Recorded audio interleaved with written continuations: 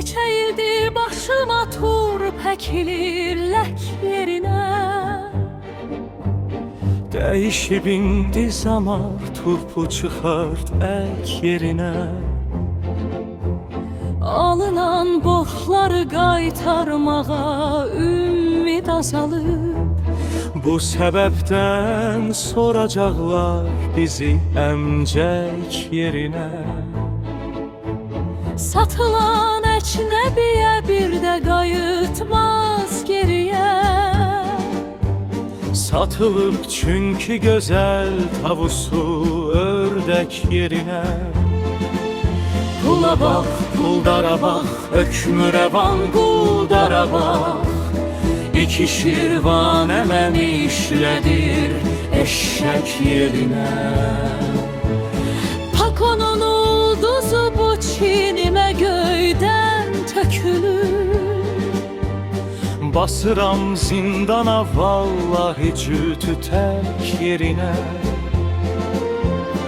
Gecə barlarda o ürkək maralın qanı axır. Nə edərsən de qızın olsa ürkək yerinə. Qırılan bir ağaca milli vəkil geyzlənir. Söz güzarana gələndə düşür əsnək yerinə. Qoca gördüm ki kəfən aldı təqaüd puluna. Can çıxınca sərmək üçün onu köynək yerinə. Otunaqdan xəbəri onda olar ki bunu bil. Taxılar gerçi bəsirət gözü eynək yerinə. Ötürüb arvadı İstanbul'a dollar güdür.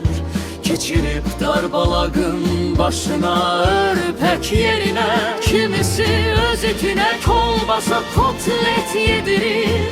Kimi cizlində yınıq çeynəyir əhpək yerinə. Hani ey milli vəkil dil dil ötən tuti dili. Özünü qoyma ginən bir belə pərtək yerinə. Kiminin bardağı dop dolu, kimin nimçəsi boş. Tülkü bardağa düşübdü Hacı Leylək yerinə. Güzdəyin daşı çatınca Bakıya mülkə dönür. Daşınan daş oturub ağladı güzdək yerinə. Bu elin müəllimi kimdir bizə məlum eləmir. Yeridir xalqa krasvordları məslək yerinə.